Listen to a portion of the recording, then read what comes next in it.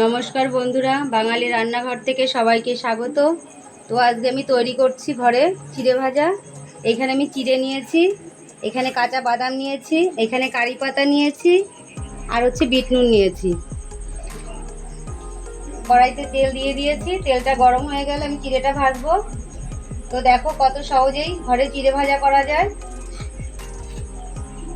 গরম হয়ে গেছে, এবার চিড়েগুলোকে আমি ভেজে নিচ্ছি। আমি এই যে এরকম একটা ছাঁকনি নিয়েছি, ছাঁকনিটা আমি তেলের পরে দিয়ে দিচ্ছি। এবার অল্প করে এর মধ্যে চিড়ে দিয়ে দেব।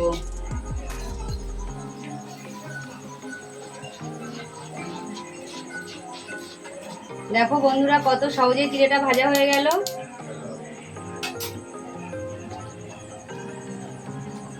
তেলটা ছেঁকে আমি একটা কাগজ নিয়েছি, পেপার, এই পেপারে পরে চিড়েটা দিয়ে দিলাম। তো দেখো আবার ভেজে দেখাচ্ছি।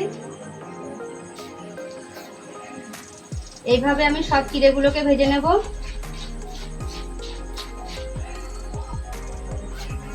কত সহজেই চিড়েটা ভাজা হয়ে যাচ্ছে।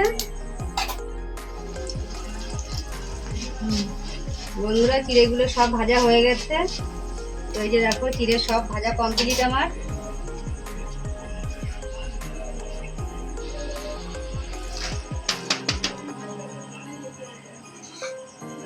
বাদামগুলোকে ভেজে নিচ্ছি।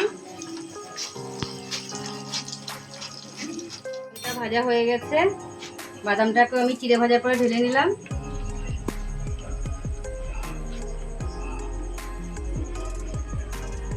এবারে একই তেলে আমি কারি পাতাটাকেও ভেজে নিচ্ছি।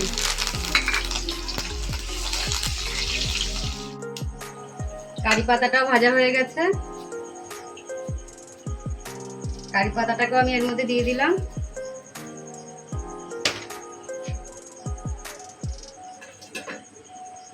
তো এই গরম অবস্থায় চিড়ে ভাজার মধ্যে বিট নুনটা মাখিয়ে নিতে হবে।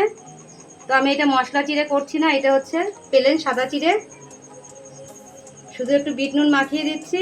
আমি আরেকদিন মশলা চিড়ে করে তোমাদের দেখাবো। তো বন্ধুরা আমার রেসিপিটা যদি ভালো লাগে তোমরা একটা লাইক করে দিও, আর কমেন্টে জানিও কেমন হয়েছে। আমার চ্যানেলটাকে সাবস্ক্রাইব করে দিও, আর আমার পাশে থেকো। আমার পুরো ভিডিওটা দেখার জন্য ধন্যবাদ। আবার ফিরে আসবো নতুন কোনো রেসিপি নিয়ে।